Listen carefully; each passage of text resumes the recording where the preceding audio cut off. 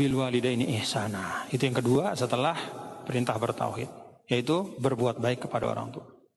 Al-Quran itu mengistimewakan orang tua, bapak-bapak, ibu. Dan dalam semua keadaan itu nggak boleh lepas dari berbuat baik kepada orang tua. Ini kan ada dalam Al-Quran, kalau kita perhatikan di ayat ini kan wabil walidaini ihsana, ya. Ihsana. Ada juga di dalam ayat yang lain wa wassaynal insana biwalidayhi husna. Ada juga. Itu misalnya di surah Al-Ankabut kalau tidak salah. Atau ada juga dalam ayat yang lain wa wassaynal insana biwalidayhi, tanpa ihsanan, tanpa husnan. Tapi di akhirnya wa in jahadaka ala an tusyrika bima laysa laka bihi ilmun fala tuti'huma wa shahibhuma fid dunya ma'rufa. Tidak disebut ihsanan, husna, tapi shahibhuma fid dunya ma'rufa. Apa artinya? Kata para ulama, ini mencerminkan perbedaan keadaan antara seseorang dengan orang tuanya. Kalau orang tuanya itu muslim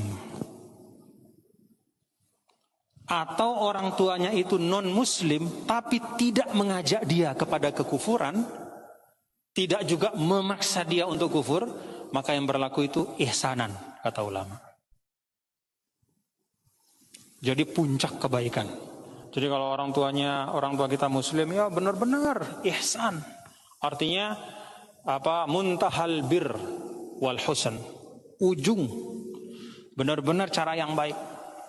Maka kalau penjelasan para ulama nih, mohon maaf ya bapak-bapak saudara, kalau misalnya bapak-bapak saudara-saudara setelah pisah dari orang tua kemudian punya rumah, punya pekerjaan, punya gaji, kemudian ingin memberikan orang tua, jangan titip sama orang.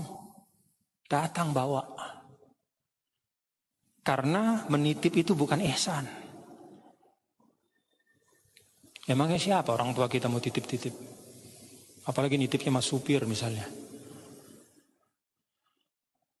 Ihsan. Ihsan itu puncak kebaikan. Tidak hanya substansinya baik, bukan uangnya, tapi caranya.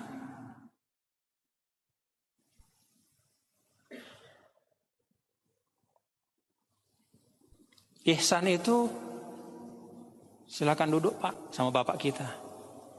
Cukup itu ihsan? Tidak, kata ulama. Pegang dia, dudukkan. Apalagi kalau dia sudah sangat tua. Itu namanya ihsan. Tidak hanya mempersilahkan, tapi juga menuntunnya untuk sesuatu itu. Itu kalau orang tuanya itu muslim, ya. Atau bahkan orang tuanya itu non muslim, tapi dia menghormati. Misalnya ada anak, dia mu'alaf masuk Islam, orang tuanya masih non muslim misalnya. Ada, terjadi banyak ya. Tetap wabil walidaini ihsanan itu tetap dibawa. Nah, ada yang berikutnya di bawah ihsan itu husna, ya. Wa wassaynal insana biwalidayhi husna. Itu berbuat baik tapi sedikit di bawah ihsan. Kapan itu? Ketika litusyrika bihi, ya. Ketika orang tua itu dia tidak muslim dan dia kemudian membujuk, mengajak anaknya ini untuk keluar dari Islam. Tidak dengan paksaan, tapi dengan omongan, oh udahlah nggak usah Islam, yuk, udahlah balik aja dah, misalnya gitu ya. Tetap husna.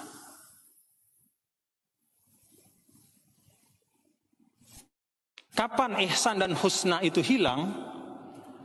Ketika ada orang tua, dia non muslim, lalu dia paksa anaknya yang muslim itu untuk keluar dari Islam, bahkan dengan menyiksa, nggak ngasih dia duit, nggak bayarin dia sekolah.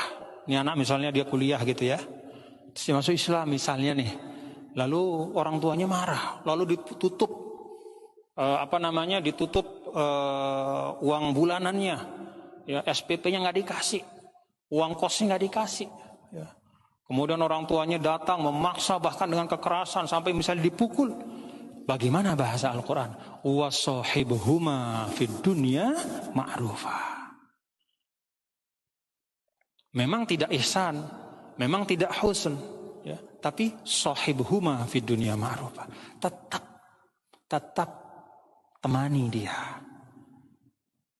Jangan memutuskan silaturahim. Tetap sopan, baik. Itu salah satu pokok agama.